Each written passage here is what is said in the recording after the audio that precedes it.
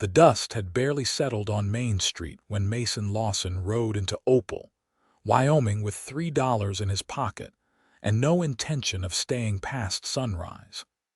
It was late July in 1883, and the heat hung over the small mining town like a wool blanket someone forgot to shake out. Mason's horse, a paint mare named Juniper, picked her way carefully over the rutted street, her ears swiveling at every sound. The town consisted of maybe 20 buildings total, most of them leaning slightly to one side as if they were tired of standing upright. A saloon called the Silver Nugget occupied the largest structure on the main thoroughfare. Its painted sign faded but still legible in the orange glow of the setting sun. Mason had been riding for 6 days straight, working his way north from Colorado after a cattle drive that paid less than promised. At 26, he had spent the better part of 8 years drifting from job to job, town to town, never planting roots anywhere. His father had died when Mason was 17, leaving him with a struggling ranch in Texas that he sold within a year, unable to manage it alone. His mother had passed when he was just a boy. Since then, the saddle had been his only real home. He tied Juniper to the hitching post outside the Silver Nugget and stretched, feeling his spine crack in 3 places. The saloon doors swung open as a miner stumbled out, already drunk despite the early hour. Mason stepped around him and entered the establishment, his eyes adjusting to the dimmer interior. The place smelled like whiskey, tobacco, and sweat. A piano sat in one corner, currently silent. A handful of men occupied various tables, playing cards or drinking in sullen silence. Behind the bar stood a heavy-set man with a magnificent mustache that curled at the ends. But it was the girl weaving between the tables with a tray balanced on one hand that caught Mason's attention and held it. She could not have been more than 22 or 23, with hair the color of honey that she had pinned up in a practical bun, though several strands had escaped to frame her face. She wore a simple blue dress with a white apron, both clean but clearly worn from years of use. What struck Mason most were her eyes, a green so vivid they seemed to hold their own light source. She moved with efficient grace, delivering drinks and dodging wandering hands with practiced ease. Mason found himself standing in the doorway longer than necessary, just watching her work. She glanced up, caught him staring, and raised an eyebrow in a way that was more amused than offended. Heat rushed to his face, and he quickly moved to the bar. "What can I get you?" the bartender asked, his voice gruff but not unfriendly. "Whiskey and whatever food you have available," Mason said, placing 2 of his 3 precious dollars on the scarred wooden surface. "And I am looking for a place to stable my horse for the night. Whiskey I can do right now. Food will be ready in about 20 minutes. Dorothy makes a decent stew most evenings. As for the horse, Anderson runs a livery 2 buildings down. Tell him Frank sent you, he will give you a fair price." The bartender poured a generous measure into a glass and slid it across, "Just passing through." "That is the plan," Mason said, taking a sip. The whiskey burned pleasantly down his throat. "Any work in this town? I might stay a day or 2 if I can earn some money." Frank shrugged. "Mining mostly, but the companies have their regular crews. Sometimes the ranches outside town need extra hands, but this time of year most are set. You might ask around tomorrow morning." He paused, studying Mason with eyes that had seen plenty of drifters come and go. "Where you headed?" "North. Maybe Montana. I heard there might be ranch work up there." "Long ride still ahead of you then." Mason nodded and took another sip of his drink. The girl with the honey-colored hair approached the bar with her empty tray. Up close, he could see a small scar above her left eyebrow and a dusting of freckles across her nose. She smelled faintly of lavender soap. "Table 4 wants another round, Frank, And the Burke brothers are getting rowdy in the corner. You might want to keep an eye on them." Her voice was lower than Mason expected, pleasant and warm like heated molasses. "I will handle it," Frank said. He glanced at Mason. "This is my daughter, Grace. Grace, this fellow is just passing through, going to have some supper." Grace turned those remarkable green eyes on him, and Mason felt something shift in his chest, like a door opening that he had not realized was closed. She held out her hand and he shook it, surprised by the firm grip. "Welcome to Opal, Mr. Lawson. Mason Lawson. Just Mason is fine. Just Mason, then." A small smile played at the corner of her lips. "I hope our humble establishment meets your standards. We may not be Denver, but we keep things relatively civilized most nights." "It seems just fine to me," Mason said, and meant it. She held his gaze for a moment longer than strictly necessary, then turned to refill her tray. Mason watched her go, admiring the straight line of her spine and the confident set of her shoulders.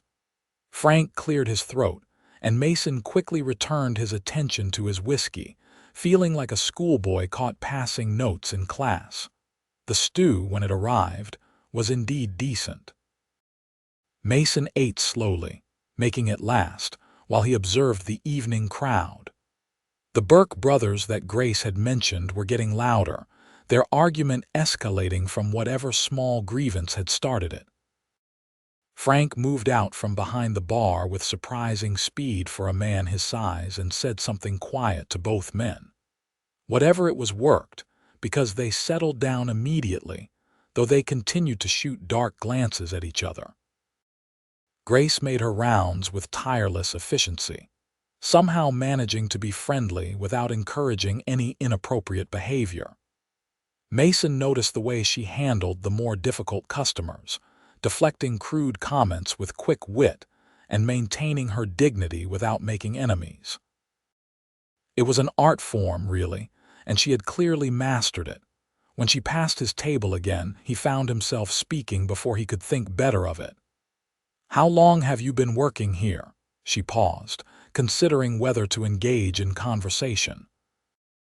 Whatever she saw in his face must have satisfied her because she answered, "About 4 years. My father bought this place when I was 18.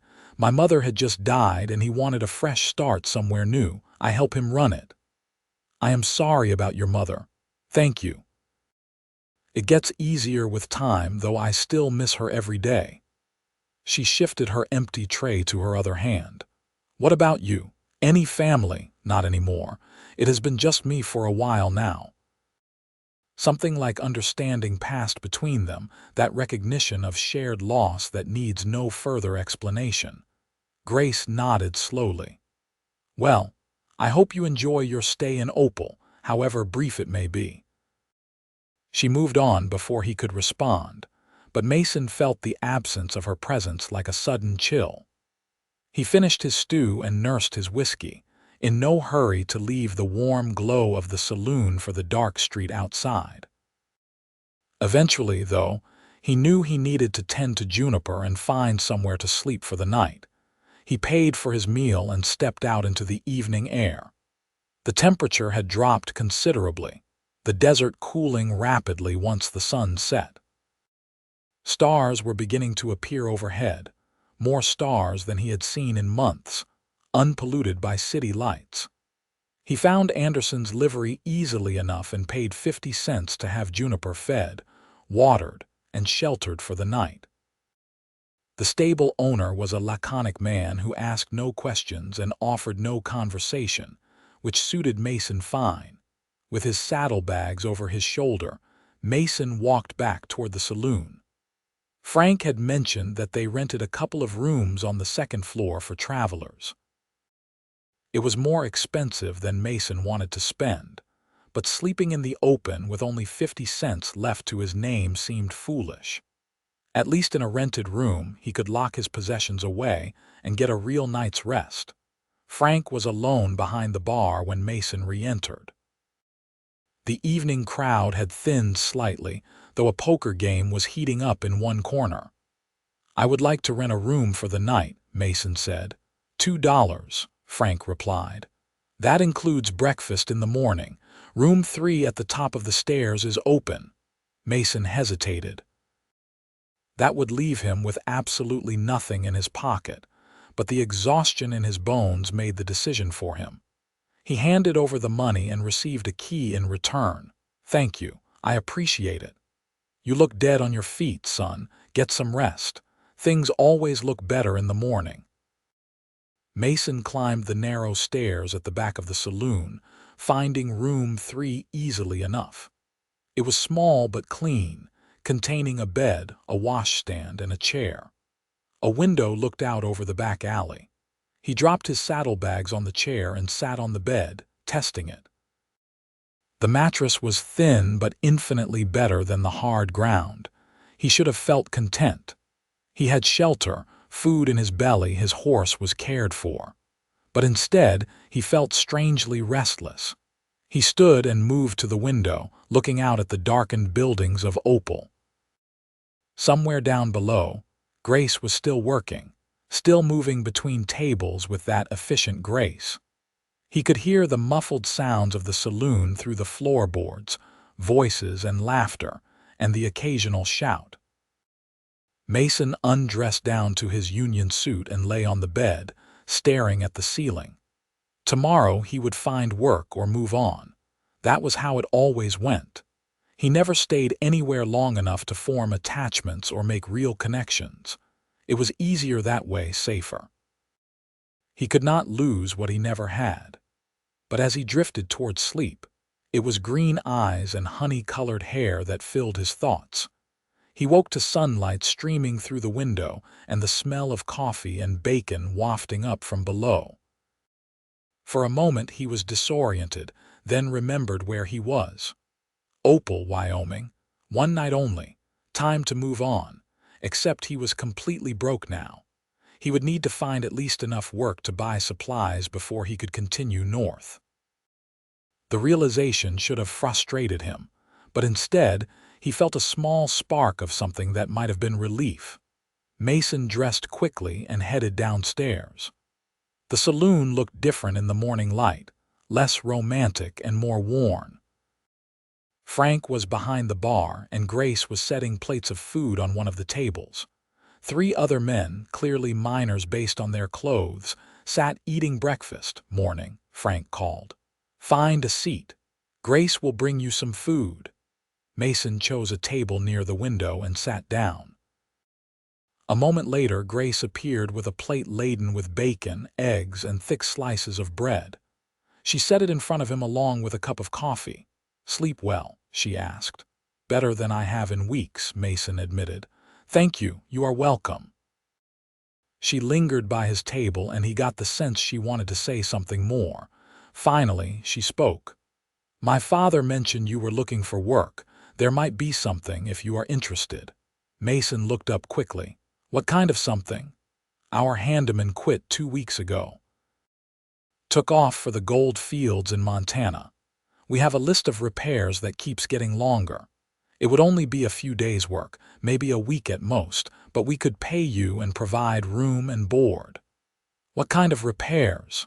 Mason asked, trying to keep the eagerness out of his voice. The porch out front is loose in places. Several shutters need repairing. The storeroom door does not close properly. The roof over the back entrance leaks when it rains. Nothing too complicated, but things that need attention from someone who knows their way around a hammer and saw. She paused. My father is good at many things, but carpentry is not one of them. Mason considered. A week in Opal would put him behind schedule, but what schedule did he really have? No one was waiting for him in Montana or anywhere else. And the prospect of spending more time in Grace's presence was more appealing than he wanted to admit. I can do all those things, he said. I would be happy to help. Grace smiled, a genuine expression that transformed her entire face. Wonderful. I will tell my father. When can you start? As soon as I finish breakfast. Perfect. She turned to go, then looked back over her shoulder. I am glad you stayed, Mason. He watched her walk away, his heart doing something complicated in his chest. Just a few days, he told himself. Just long enough to earn some traveling money, fix a few things, and move on. That was all. But even as he thought it, he knew he was lying to himself. After breakfast, Frank showed him the various projects that needed attention. The list was longer than Grace had suggested, but Mason did not mind. Frank offered him $3 a day plus room and board, which was more than fair. They shook on it, and Frank directed him to a shed behind the building where tools were stored. Mason started with the front porch, replacing loose boards and reinforcing the support posts. It was good, honest work, and his hands remembered the skills his father had taught him years ago. Several townspeople passed by during the morning, most offering a friendly greeting. Opal seemed like a decent place, small enough that strangers were noticed but large enough to have some amenities. The mining kept it alive, Frank explained during a water break, though the best veins had been tapped years ago. Now people were just scratching out a living, hoping for one more big strike that probably would never come. Grace brought him lunch around noon, a sandwich and an apple. She sat on the newly repaired porch steps while he ate. "You do good work," she observed, running her hand over the smooth boards. "My father taught me. He said a man should know how to build things as well as break them down." Sounds like he was wise. He was, stubborn as hell but wise. Mason bit into his apple. "What about your father? How did he end up owning a saloon?" "He was a merchant in Kansas City before, owned a general store. But after my mother died, everything reminded him of her. He sold the store and went looking for something completely different. We heard Opal needed a saloon keeper, so here we are." She plucked at a thread on her apron. "I think he wanted to outrun his grief. I could have told him it does not work that way, but he needed to try. Did it help at all? Maybe. He stays busy, which is good, and we have made a life here. It is not the life I imagined when I was a girl, but it is ours." She stood and brushed off her skirt. "I should get back inside. We have a stew to prepare for tonight." Mason watched her go, admiring the practical way she moved, nothing wasted or showy. He returned to his work with renewed energy, wanting to impress her, though he would not have admitted it aloud. Over the next few days, Mason fell into a comfortable routine. He worked on repairs during the day, ate meals in the saloon, and spent his evenings in the common room, sometimes playing cards with the regulars but mostly just observing. Grace was always there, moving through the space like a dancer who had memorized every step.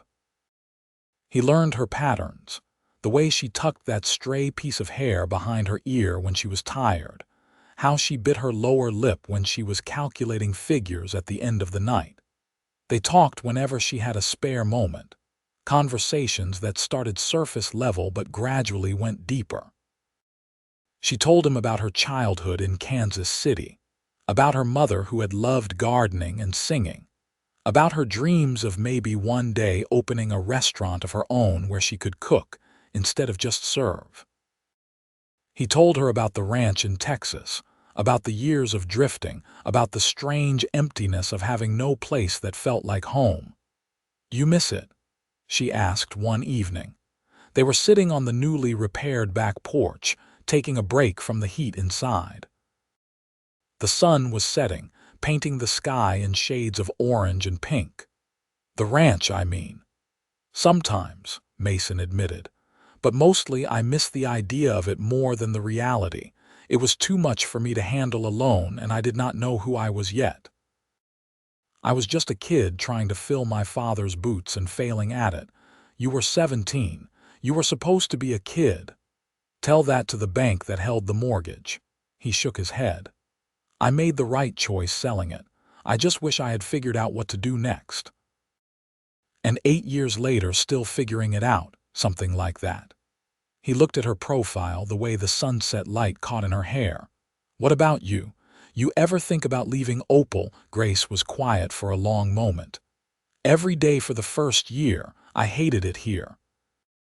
Hated the dust and the small-mindedness and the way everyone knew everyone's business. I missed the city, missed my friends, missed the life I thought I would have. She drew her knees up and wrapped her arms around them. But it gets better. Or maybe I just got used to it, and my father needs me. I could not leave him here alone. That is a heavy responsibility to carry. Maybe, but it is mine to carry. She turned to look at him directly. Not everything worth doing is easy, Mason. He felt those words settle into him like stones dropping into a well. They sat in comfortable silence as the stars began to emerge overhead, and Mason realized that for the first time in years, he was not thinking about the next town, the next job, the next destination. He was just here in this moment, and that was enough. The days turned into a week, and Frank asked Mason to stay on a bit longer. There was always something else that needed fixing, and truth be told, Mason was in no hurry to leave. He told himself it was because the work was steady and the pay was good. But he knew the real reason had green eyes and a smile that made his chest ache. Grace seemed to enjoy his presence too, seeking him out during breaks, saving him the best portions at dinner, laughing at his stories about life on the road. Mason had never been much of a talker, but with her, the words came easily. She had a way of listening that made him want to tell her everything, all the thoughts he usually kept locked away. It was the middle of the second week when things shifted between them. Mason was repairing the shutters on the second floor, balancing on a ladder propped against the building. Grace brought him water and stood at the base of the ladder, shading her eyes as she looked up at him. "Be careful up there," she called. "We cannot afford for you to break your neck." "I have no intention of breaking anything," Mason assured her. He tightened the last screw and climbed down, his shirt stuck to his back with sweat. He took the water gratefully and drank deeply. "That is the last of the shutters. What is next on the list? Actually, I think you have worked through most of the urgent repairs." Grace consulted a piece of paper she pulled from her apron pocket. "There are always small things, but nothing that cannot wait. My father has been talking about building a proper storage shed out back, if you are interested in staying on for that project." Mason's heart sank at the thought of leaving, but he tried to keep his voice neutral. "How long would that take? 2 weeks, maybe 3? That is a long time." "Yes." Grace looked down at the paper, not meeting his eyes. "You probably want to get moving north before the weather turns. Fall comes early in Montana, or so I have heard." "Grace." He waited until she looked up at him. "I am not in a hurry to leave." Something flickered in her expression, hope maybe, or relief. "No, no." He took a breath, deciding to risk honesty. "The truth is, I have been looking for a reason to stay since about the second day I was here." "Why?"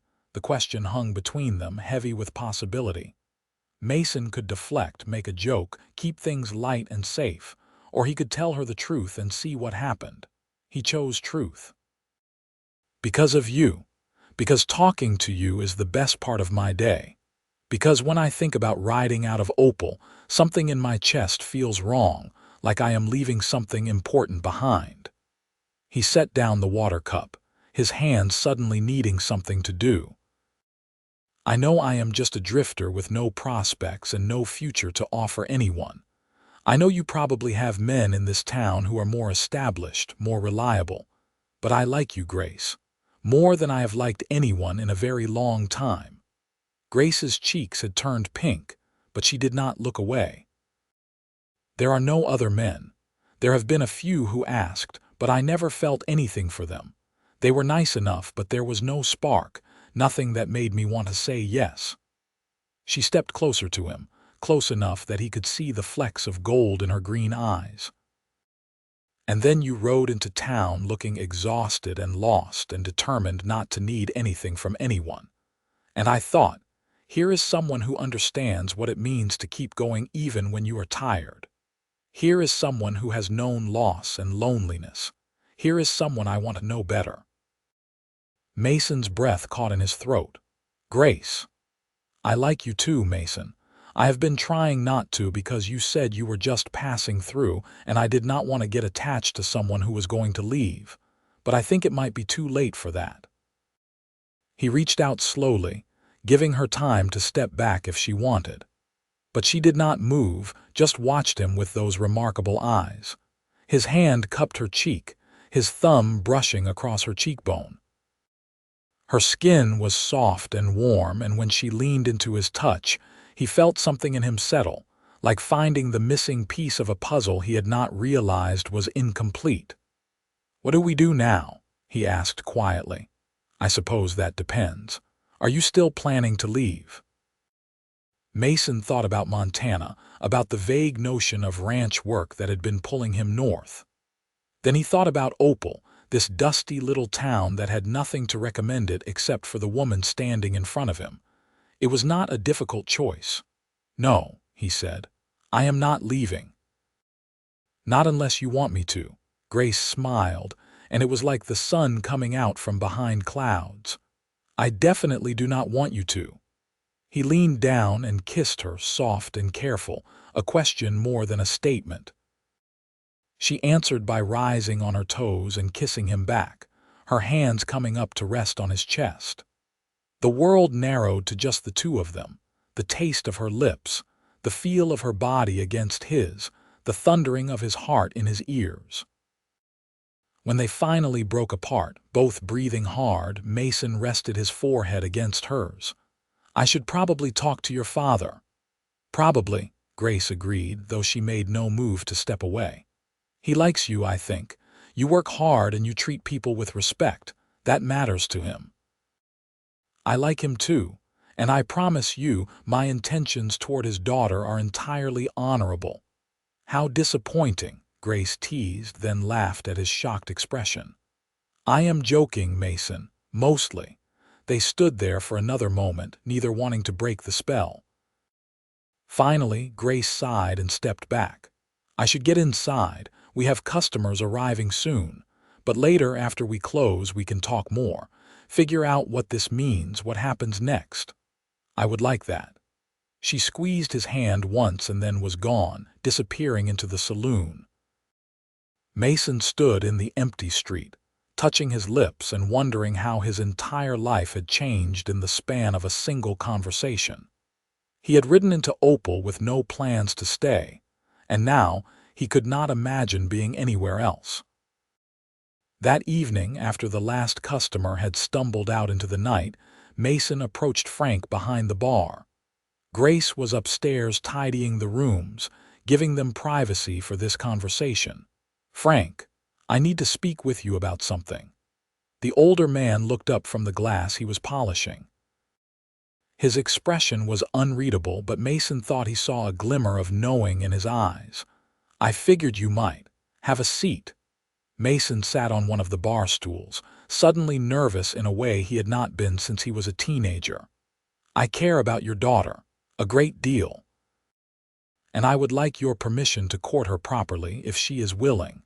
Frank set down the glass and studied Mason for a long moment. "You told me when you first arrived that you were just passing through. What changed?" "I met Grace.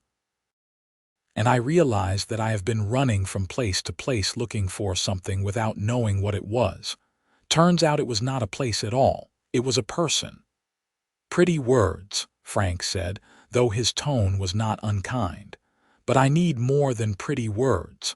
My daughter deserves stability, Mason. She deserves a man who will stay when things get difficult, who will build a life with her instead of running off chasing the next horizon. Can you be that man?" Mason met his gaze steadily.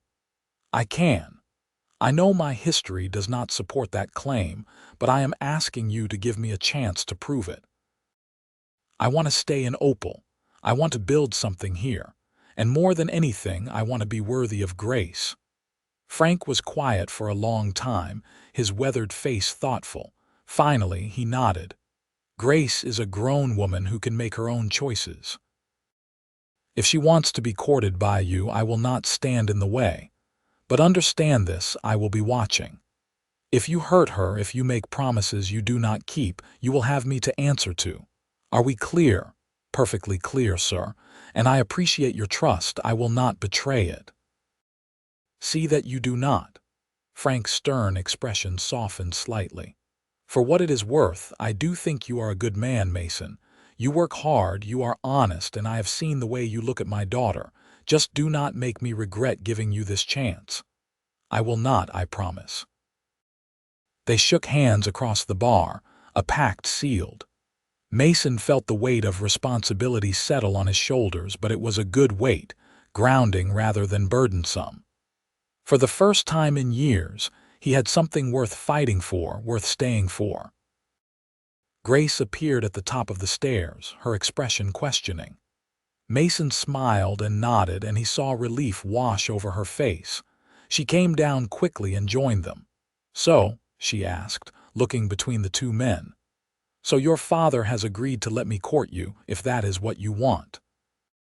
"It is definitely what I want." Grace glanced at her father. "Thank you, Papa." "Just be smart about it," Frank said gruffly, "and no funny business under my roof. I may be giving my blessing, but I am still your father, and some rules remain in place." Grace rolled her eyes affectionately. "Yes, Papa, we will be the picture of propriety. See that you are." Frank picked up another glass to polish, signaling that the conversation was over. "Now both of you get out of here. It has been a long day and I want to close up." Mason and Grace stepped out onto the front porch, now solid under their feet thanks to his repairs. The street was empty and quiet, the kind of silence that only exists in small towns late at night. A three-quarter moon hung overhead, casting silver light over everything. "Walk with me," Grace asked, holding out her hand. Mason took it, marveling at how perfectly her fingers fit between his. They walked down Main Street, past the general store and the bank, past the church with its modest steeple, past the handful of houses where families slept. They did not talk much, content just to be together, to feel the reality of this new understanding between them. They ended up at the edge of town where the buildings gave way to open land. In the distance, the mountains rose like shadows against the sky. Mason pulled Grace close, wrapping his arms around her from behind, her back against his chest. She leaned into him with a sigh. "Tell me what you are thinking," she said softly. "I am thinking that 3 weeks ago I was alone and aimless, and now I am neither of those things. I am thinking that I rode into Opal expecting nothing and found everything. I am thinking that I am the luckiest man in Wyoming." Grace turned in his arms to face him. "I am thinking the same things. Well, the luckiest woman in Wyoming, but you understand the sentiment." He kissed her again, slower this time, savoring it. When they finally pulled apart, Grace rested her head on his chest, listening to his heartbeat. "What happens now?" she asked.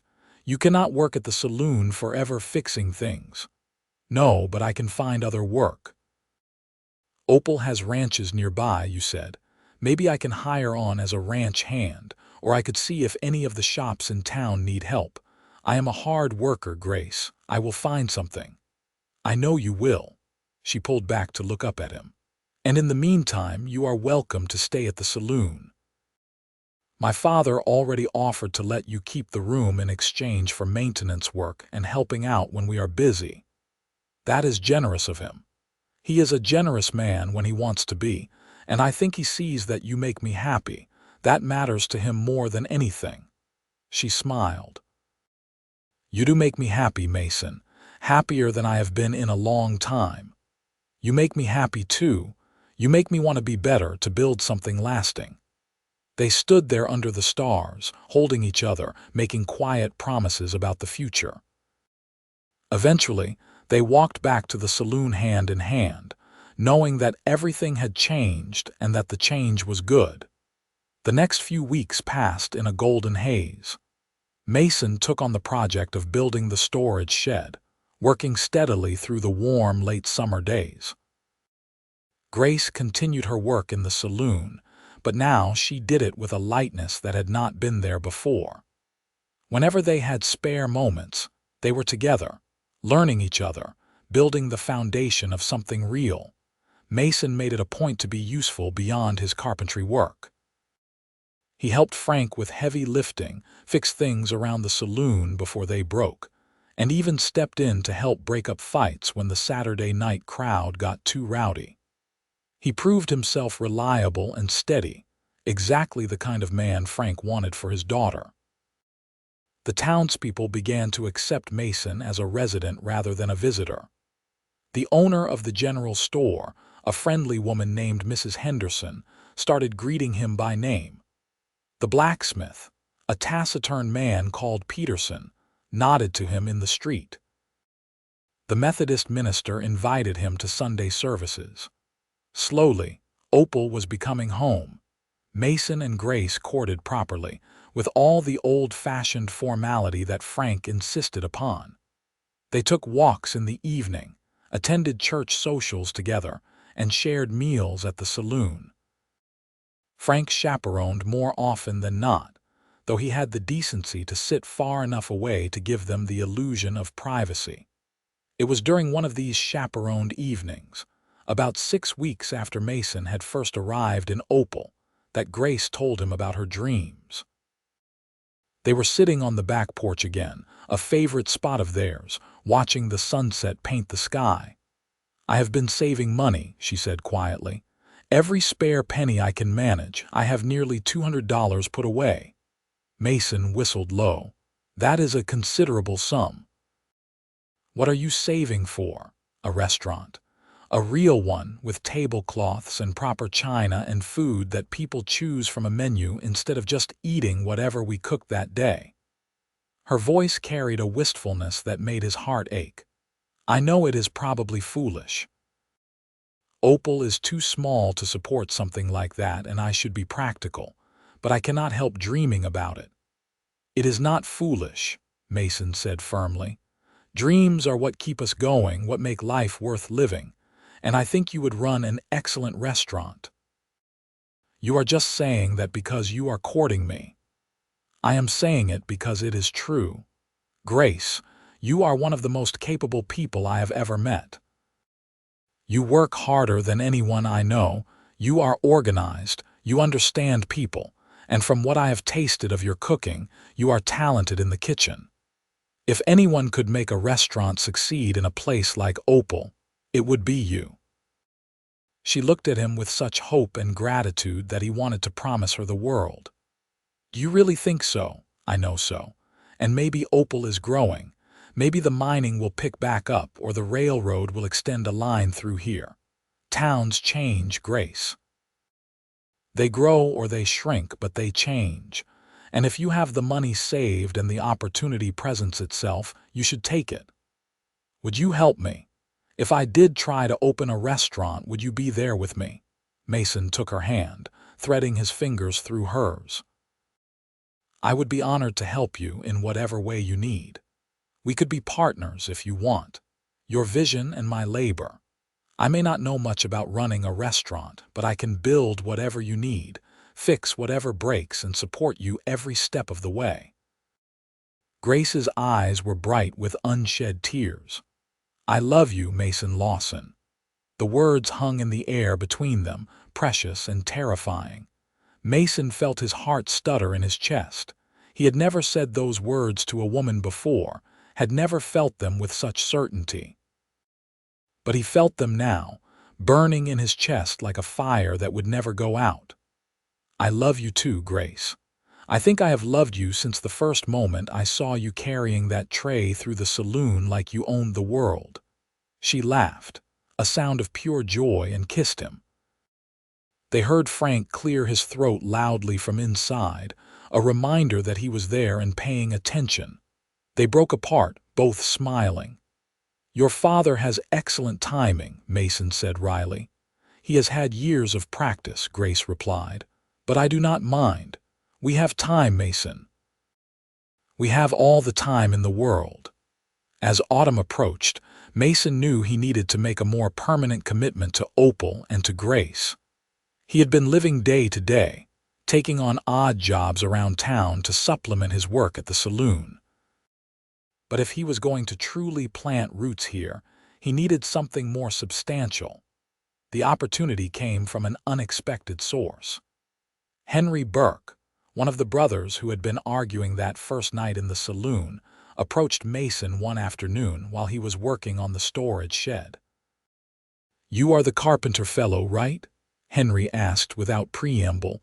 "I can do carpentry, yes, among other things. My brother and I have a ranch about 5 miles north of town. We need someone who can handle general work, repairing fences, maintaining buildings, working with the animals when needed. It is not glamorous, but it is steady work and pays $30 a month plus room and board. You interested?" Mason paused in his sawing. $30 a month was good money, better than he had made in years, and ranch work would give him a solid foundation to build on. "I would need to board in town, not at the ranch. I have obligations here." Henry shrugged. "Fine by me. We just need someone reliable who will show up and do the work. Can you start next week?" "Yes, I can start next week." They shook on it, and Henry walked away without further conversation. Mason returned to his work, a smile playing at his lips. With steady income, he could start saving money himself, start planning for a real future with Grace. That evening, he told her about the job over dinner. Her face lit up with excitement. "Mason, that is wonderful. The Burke brothers can be difficult, but they run a good operation. And $30 a month, that is excellent pay. It means I can start contributing properly, maybe save up for a house of our own eventually." Grace set down her fork, her expression suddenly serious. "Are you thinking that far ahead? About a house? About us having a home together?" Mason realized what he had implied and felt heat rise to his face, but he did not back down from it. "Yes, I am thinking that far ahead. Grace, I know we have only been courting for a couple of months. I know by all rights I should wait longer before saying this. But I do not want to spend my life with anyone else. I want to marry you if you will have me." The entire saloon seemed to go quiet, though rationally Mason knew the other patrons were still talking and eating and conducting their business. But in his awareness, there was only Grace, only the way her eyes widened and her lips parted in surprise. "Are you proposing to me right now, in the middle of my father's saloon, covered in sawdust and without a ring?" "I suppose I am. Not very romantic, I know. I should have planned it better, made it special." "It is perfect," Grace said, her voice thick with emotion. "And yes, Mason, yes, I will marry you. I want nothing more than to be your wife, to build a life with you, to face whatever comes together." Mason stood and pulled her to her feet, kissing her right there in front of everyone. Frank came out from behind the bar, looking like he wanted to be stern but could not quite manage it. "I suppose I should have expected this," he said. "You two have been circling each other like planets since the day he arrived."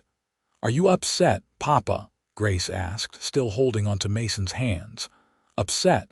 No, worried about losing my best worker. Maybe." Frank tried to maintain his gruff expression but failed, breaking into a smile. "Congratulations to both of you.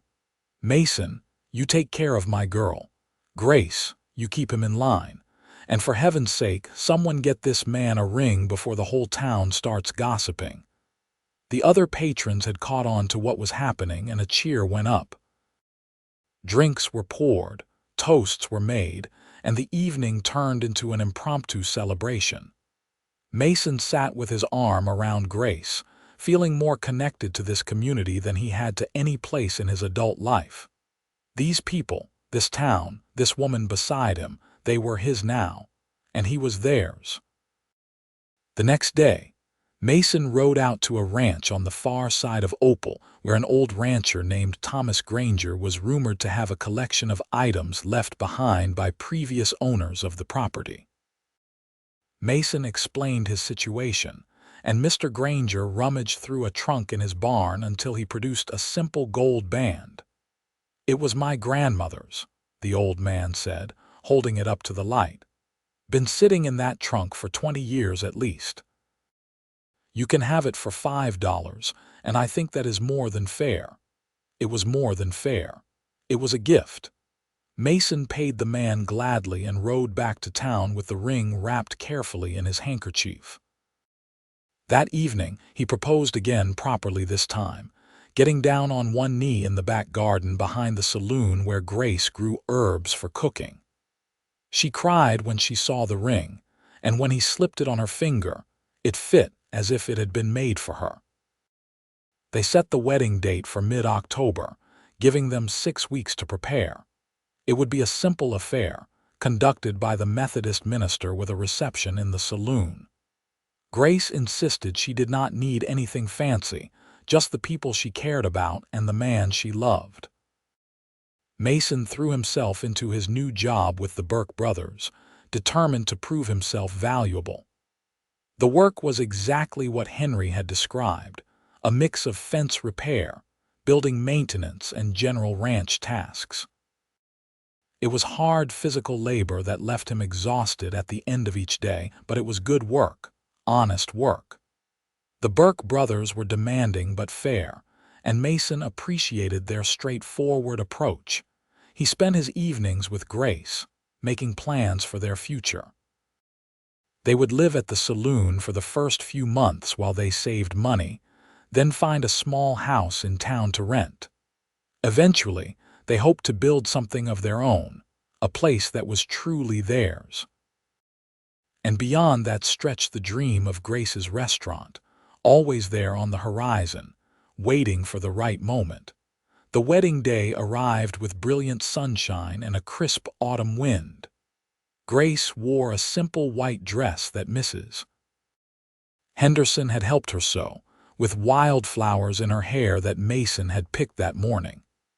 Mason wore his best clothes, which were not much, but he had scrubbed himself clean and combed his hair with care.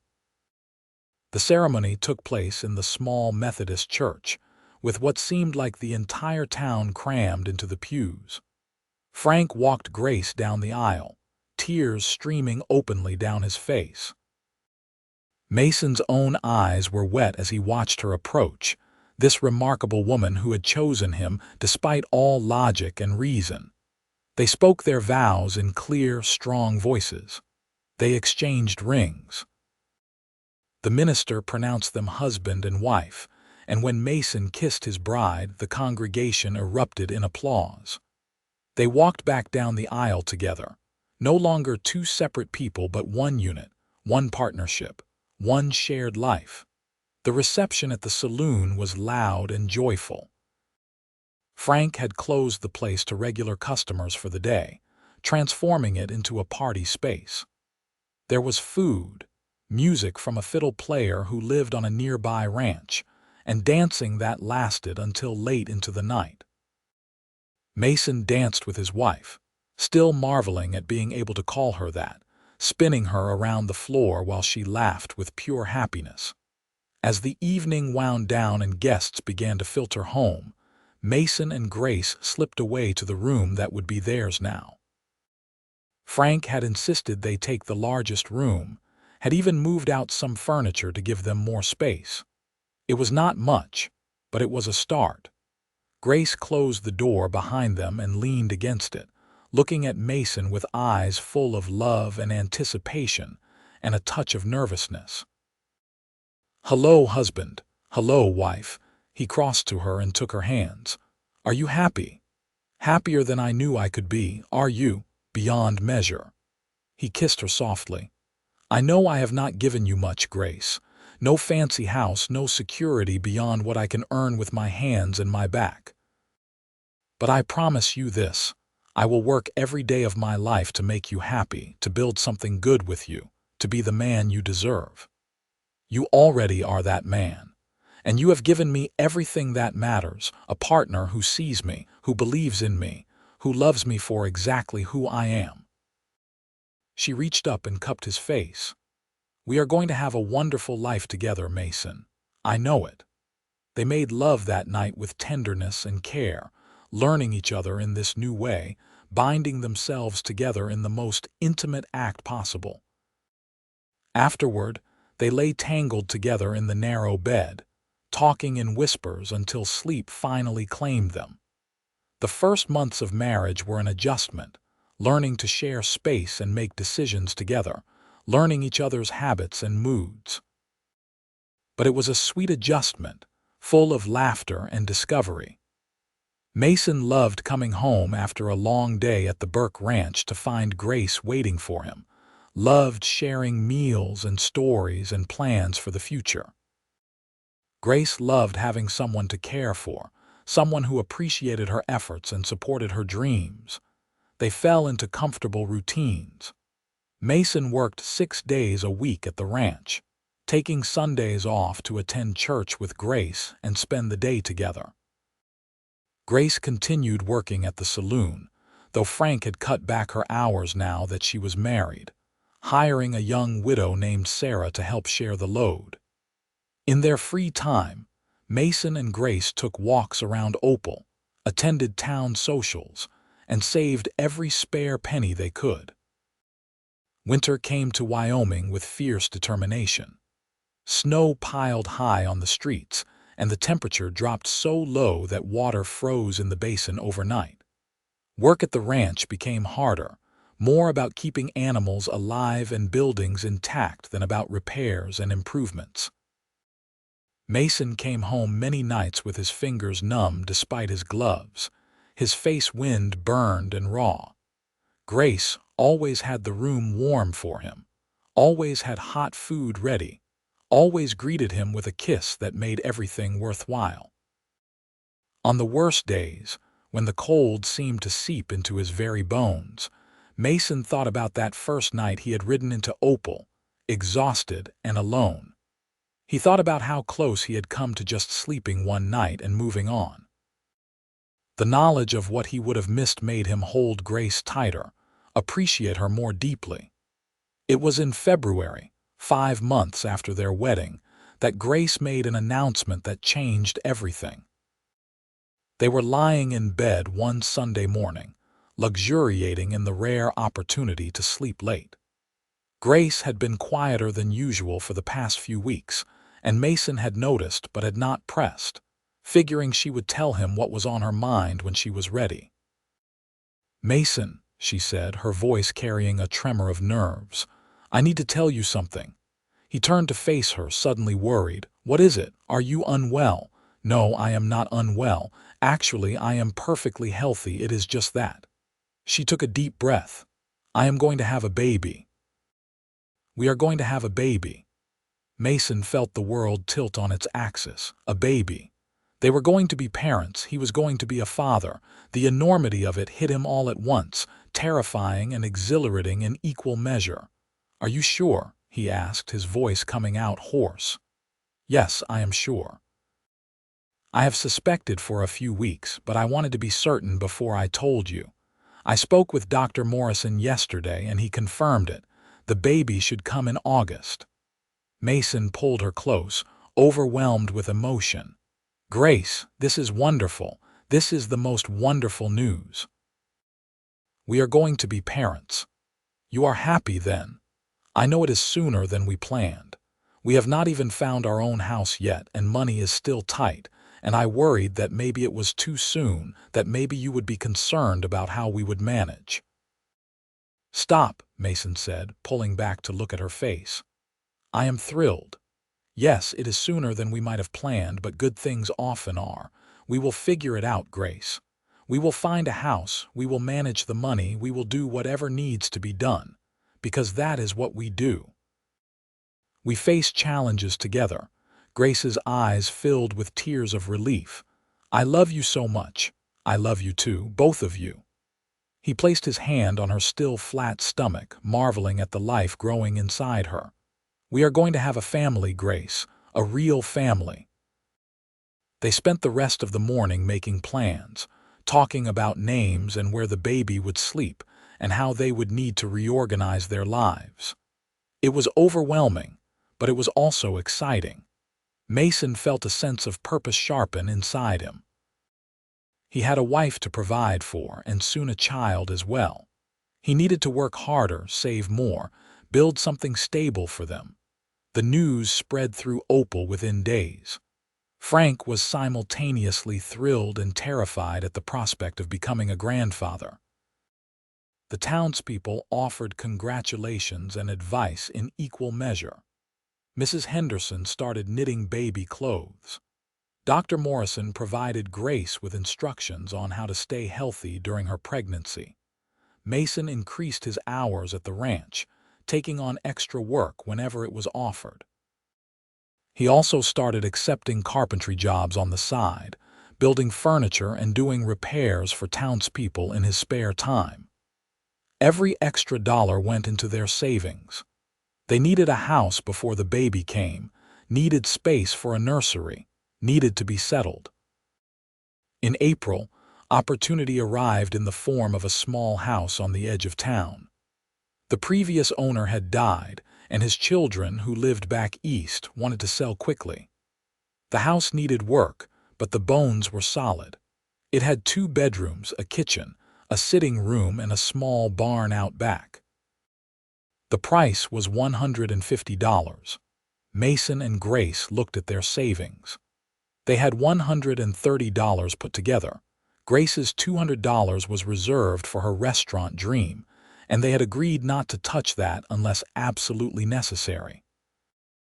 They were $20 short, and the children were not interested in negotiating. Frank provided the difference without hesitation. "Call it an early birthday present," he said when Mason protested. "You need a house, and this one is perfect for you. Take the money, buy the house, and raise my grandchild somewhere with space to grow." They purchased the house in May.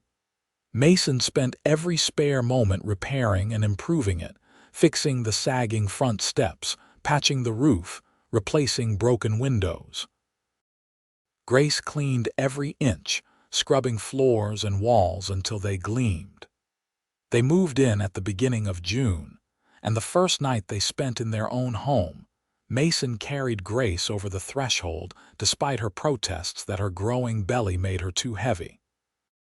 "Tradition is tradition," he insisted, setting her down gently in the sitting room. "Welcome home, Mrs. Lawson." Grace looked around at the modest space, at the furniture they had pieced together from second-hand finds and Mason's own building projects, at the curtains she had sewn herself, and smiled. "It is perfect."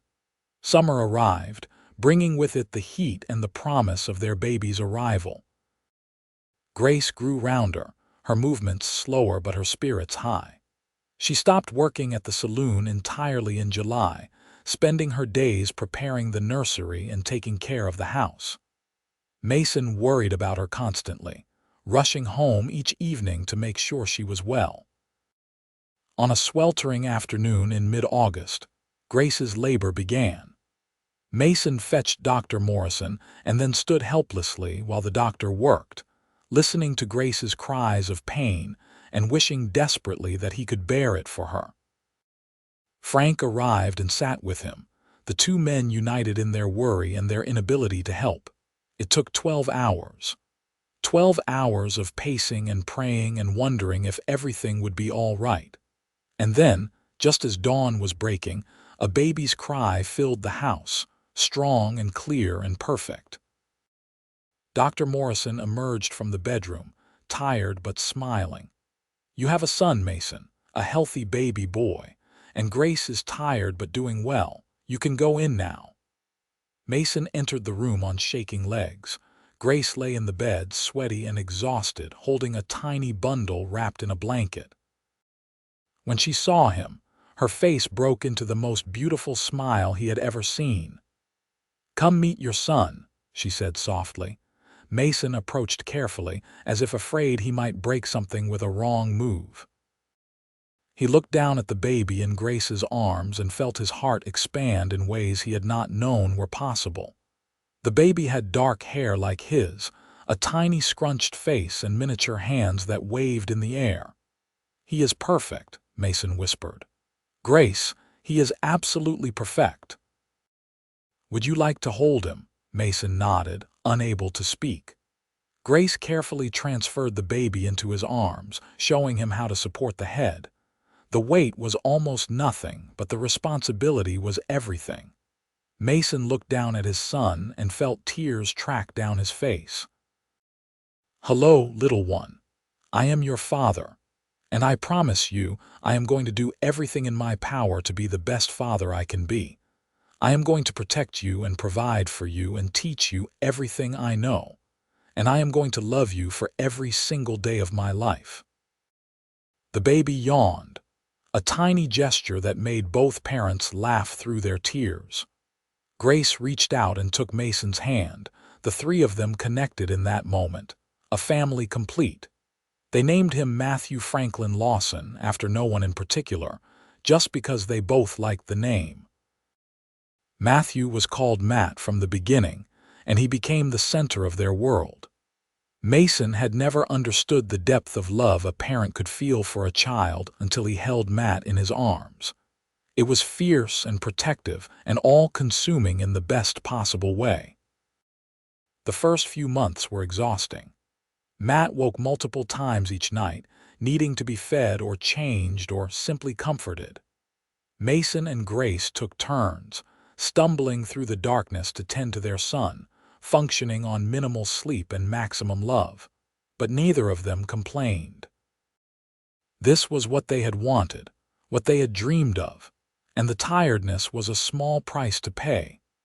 Mason cut back slightly on his extra carpentry work to spend more time at home, helping Grace with Matt, and with the endless chores that came with a baby.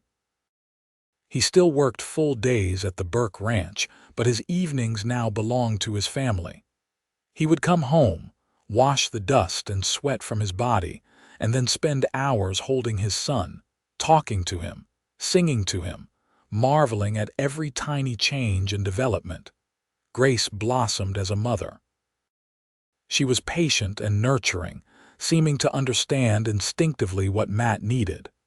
She sang to him constantly, old songs her own mother had sung to her. She talked to him as if he could understand every word, telling him about his grandfather and his heritage, about the town he was growing up in, about all the adventures that awaited him. As Matt grew from an infant to a baby who could sit up and then crawl, the house filled with laughter. Mason built toys for him, simple wooden blocks and animals. Grace sewed clothes as he rapidly outgrew each size. Frank visited nearly every day, utterly besotted with his grandson, spoiling him with attention and small gifts. Life settled into a new rhythm: work, family, community. Mason joined the town council, contributing his labor to various projects that improved Opal. Grace became active in the church women's group, forming friendships with other mothers. They were planting roots deeper than Mason had ever imagined possible, becoming integral parts of the town's fabric. It was when Matt was 18 months old that Grace raised the subject of the restaurant again. They were sitting on the porch of their house one evening, watching Matt toddle around the yard chasing a butterfly. The sun was setting, painting everything in golden light. "I have been thinking," Grace said carefully, "about my restaurant dream. I know now is not the time, not with Matt so young and us still building our savings back up. But I do not want to lose sight of it entirely. I want to keep planning, keep preparing, so that when the time is right, I am ready." Mason reached over and took her hand. "I think that is a wonderful idea. What kind of planning are you thinking about?" "Recipes, mostly. I have been writing them down, testing them when I have time, and I have been observing what people order at my father's saloon, what they seem to enjoy most. I want to understand what would succeed before I risk our money on it." She paused. There is also a building that might become available.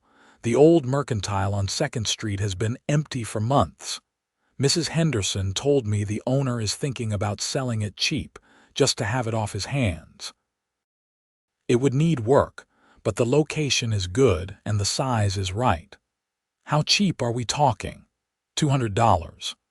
Mason did some quick mental math. It was exactly what Grace had saved all those years ago, the money they had agreed not to touch except for the restaurant. So we could afford to buy it if the opportunity arose, but renovating it, equipping it, that would take more capital. I know, which is why I am not suggesting we do anything right now. I just want us to keep it in mind, to keep working toward it. She squeezed his hand. You told me once that dreams are what keep us going. I do not want to give up on mine. And you should not have to, Mason said firmly. We will make it happen, Grace. Maybe not this year or even next year, but we will make it happen. I promise you that. They sat in comfortable silence, watching their son play, dreaming of the future. Mason thought about how far he had come from that exhausted cowboy who rode into Opal 3 years ago with no plans to stay. He had a wife he adored, a son who amazed him daily, a house they owned, steady work, and a community that accepted him. He had found the home he had been searching for his entire adult life, without even realizing he was searching for it. The years passed with the steady rhythm of seasons.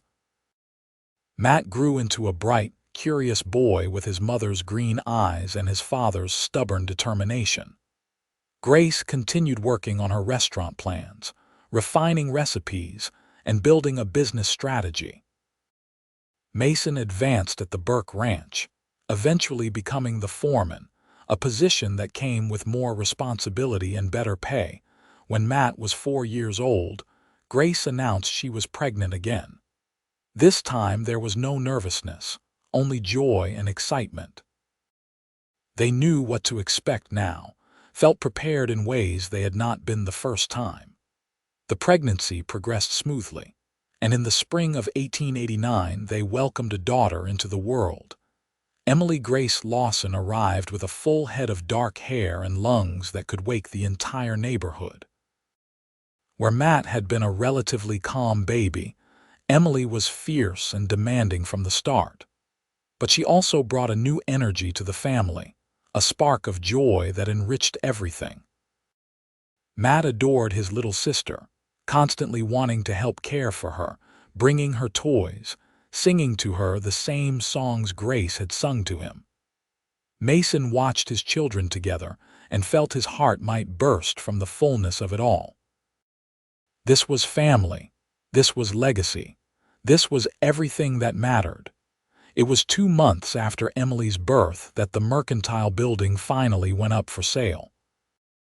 The owner had grown tired of paying taxes on an empty property and was willing to let it go for $150, a significant reduction from his original asking price. Grace and Mason discussed it long into the night, weighing the risks and opportunities. We have $800 saved now, Mason said, looking at their careful records. If we buy the building for $150, that leaves $650 for renovations and equipment. It would be tight, and we would be using nearly all our savings. I know it is a risk, Grace said. And if you think it is too much of a risk, I will understand. We have 2 children now, responsibilities. Maybe it is foolish to chase a dream when we have so much to lose. Mason looked at his wife, at the hope and fear warring in her expression. He thought about all the times she had supported him, believed in him, encouraged him to be more than he thought he could be. It was his turn to do the same for her. Buy the building, he said. We will make it work, Grace. You have been planning this for years. You know exactly what you want to do and how to do it. I believe in you and I believe in this dream. Let us build your restaurant. Grace's eyes filled with tears. Are you sure? I am absolutely sure. You are the most capable person I know. If anyone can make this succeed, it is you. And I will be right there beside you, helping in every way I can." They purchased the building the following week.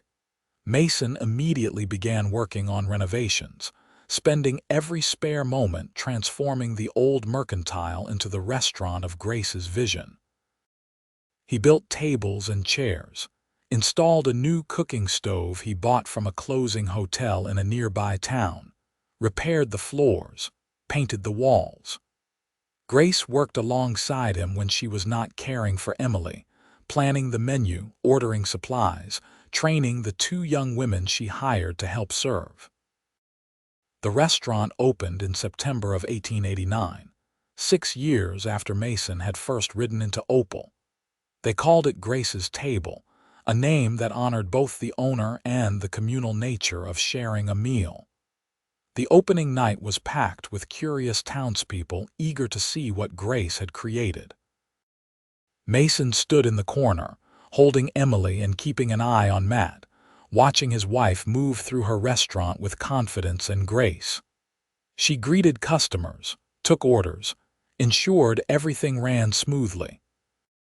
The food was excellent, the service attentive, and by the end of the night, Grace had a reservation book filling up with return customers. It was not an instant success in terms of overwhelming profits, but it was a success in every way that mattered. Grace's Table quickly became a beloved part of Opal, a place where families celebrated special occasions and friends gathered for good food and conversation. Grace worked hard, but it was work she loved, work that fulfilled her in ways that simply serving at her father's saloon never had. Mason continued his job at the Burke Ranch, providing stable income while the restaurant established itself. In the evenings, after the children were in bed, he and Grace would sit together and go over the restaurant's accounts, planning and adjusting, always working together toward their shared goals. The years continued to pass in that good, steady way that marks a life well lived. Matt started school and proved to be a quick learner with a particular aptitude for mathematics. Emily grew into a spirited little girl who asked endless questions and climbed every tree she could reach. The restaurant became profitable, allowing them to pay down debts and start saving again. Mason built an addition onto their house, adding another bedroom and expanding the kitchen. Frank's health began to decline, and he eventually sold the saloon, moving in with Mason and Grace so they could care for him properly. It was in the winter of 1893, 10 years after Mason had first arrived in Opal, that Frank passed away peacefully in his sleep. The entire town mourned him, attending his funeral in numbers that overwhelmed the small church. Grace grieved deeply, but she also found comfort in the knowledge that her father had lived his final years surrounded by family and had seen his daughter build a successful business and raise 2 wonderful children. He had died happy, and that mattered. Matt was 9 years old by then, Emily 5. They mourned their grandfather in the way children do, with genuine sadness mixed with the resilience of youth. Mason helped Grace through her grief, holding her on the nights when she cried, listening when she wanted to share memories, giving her space when she needed solitude. Their marriage had grown deeper over the years, moving beyond the initial passion into something more solid and enduring. They were partners in the truest sense, facing life's challenges and joys together. The restaurant continued to thrive. Grace expanded the menu, hired additional staff, and even began catering special events around town. Mason eventually left the Burke Ranch to work full-time helping Grace run the business, handling the administrative side and the physical maintenance, while she focused on the cooking and customer relations. They made a formidable team, complementing each other's strengths and compensating for weaknesses. When Matt was 14, he started helping at the restaurant on weekends, learning the business from the ground up. He had his mother's practical intelligence and his father's work ethic, a combination that promised great things. Emily, At 10, showed an interest in cooking and would often spend hours in the kitchen with Grace, learning recipes and techniques. Mason watched his children grow with a mixture of pride and bittersweet awareness of time's passage. Matt was already nearly as tall as him, his voice deepening, his interests shifting toward adult concerns. Emily was losing her little girl roundness, becoming lanky and coltish. They were good kids, respectful and hardworking, and Mason knew that much of that was due to Grace's patient parenting and steady example. It was on their 15th wedding anniversary that Mason took Grace back to the spot where he had proposed, the small garden behind what had been her father's saloon and was now a boarding house. The garden was overgrown now, wild in a way it had not been when Grace tended it, but the bones of it remained. "You remember standing here all those years ago?" Mason asked, holding both of her hands in his. "You said yes to me when you had every reason to say no. I was a drifter with no prospects, and you took a chance on me anyway." "It was the easiest decision I ever made," Grace said softly. "I knew even then that you were the person I was meant to find, that you would be my partner in all things. I have tried to be worthy of that trust every single day. I hope I have succeeded. You have succeeded beyond anything I could have imagined." She reached up and touched his face, her hand gentle. "You gave me a home, Mason, not just a house, but a real home full of love and laughter and purpose. You supported my dreams and helped make them reality. You have been an amazing husband and an incredible father. I could not have asked for more from this life. It has been the greatest honor of my life to be your husband, to raise our children with you, to build this life together. When I think about that night I rode into Opal, tired and alone and planning to leave at dawn, I cannot believe how close I came to missing all of this. But you did not miss it. You stayed, and that has made all the difference." They kissed there in the overgrown garden, the same spot where he had first put a ring on her finger, and Mason felt the circle of their story closing in the most beautiful way. They were no longer the young couple full of dreams and uncertainty. They were middle-aged, with lines on their faces and silver threading through their hair, with children and a business and a life so full it sometimes threatened to overflow.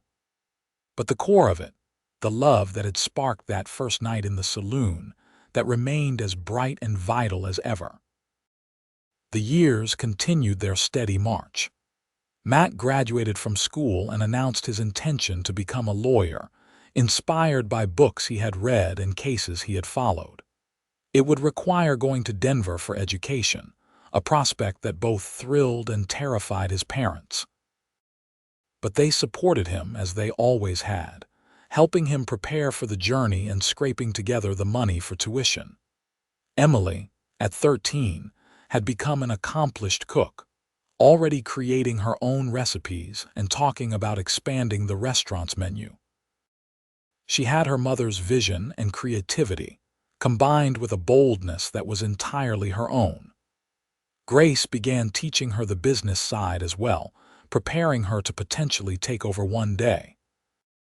Mason, now 43 years old, sometimes felt the weight of the years in his joints and the ache in his back after a long day's work.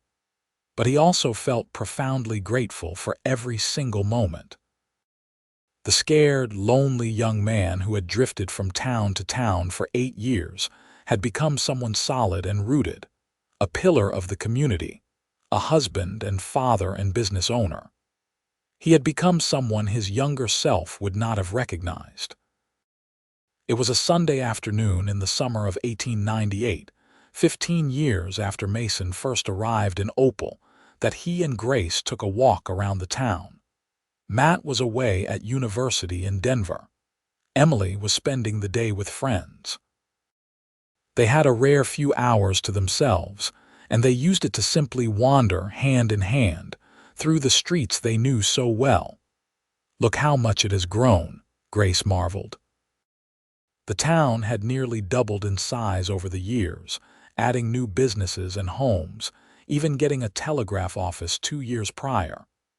When I first arrived with my father, it was barely more than a few buildings.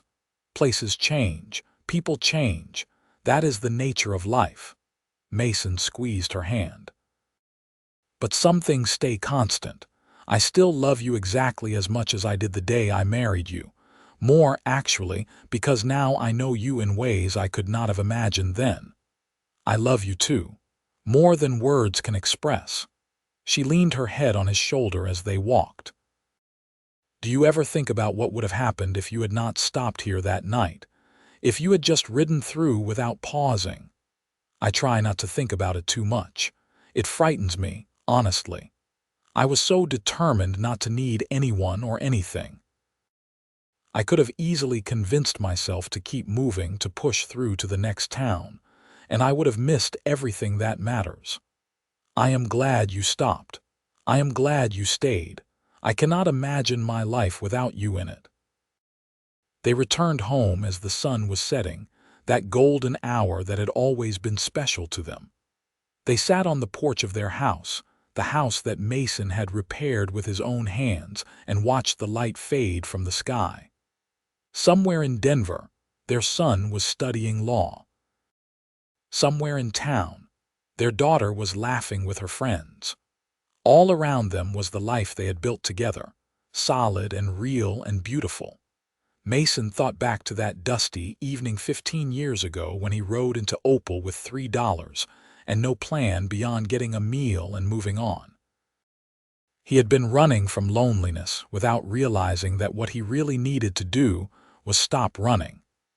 He needed to take a chance, to open himself to possibility, to believe that he could have more than a saddle and a horse and an empty horizon. And then he had walked into a saloon and seen a girl with green eyes and honey-colored hair, carrying a tray like she owned the world, and everything had changed. "What are you thinking about?"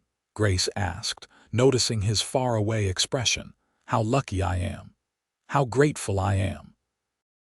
How if I could go back and tell that tired, lonely cowboy who rode into town all those years ago that this was waiting for him, he never would have believed it. And yet here you are, here we are, here we are," Mason agreed. He pulled her close, and they sat together as the stars emerged overhead, the same stars that had witnessed their first kiss, their wedding, the birth of their children, all the moments big and small that had comprised their life together. The future stretched ahead of them, unknown and uncertain in the way that all futures are. There would be challenges still to face, sorrows still to endure, changes still to navigate. But they would face it all together, just as they had faced everything else. And that, Mason knew, was more than enough. That was everything. Years later, when Mason was an old man with more memories than days remaining, he would tell anyone who asked that the best decision he ever made was stopping for one night in a small town called Opal. He had planned to leave at dawn, to continue his aimless wandering, to remain alone and disconnected from anything that mattered. But he met a girl serving tables in her father's saloon. He met Grace, and he never left that small town again. That single choice, that one moment of exhaustion that led him through those saloon doors, had given him everything. A wife he cherished, children who made him proud, a business that thrived, a community that embraced him, and a home that anchored his soul. He had become the man he was always meant to be, but only because Grace had seen that potential in him, even when he could not see it himself. And when Mason drew his final breath many years later, in the house he had built for his family, surrounded by children and grandchildren and great-grandchildren, his last thought was of that first night. Of tired muscles and $3 in his pocket and green eyes that had captured his heart in an instant. Of the girl who became his wife, his partner, his home. Of Grace, always Grace, his amazing grace who had made him believe in second chances and fresh starts and the transformative power of love. The traveling cowboy had finally found what he had been searching for all along. And in finding it, he had discovered that sometimes the greatest adventures do not come from moving forward, but from having the courage to stop, to stay, to plant roots, to build a life worth living in a place worth calling home, and that was the greatest gift of all.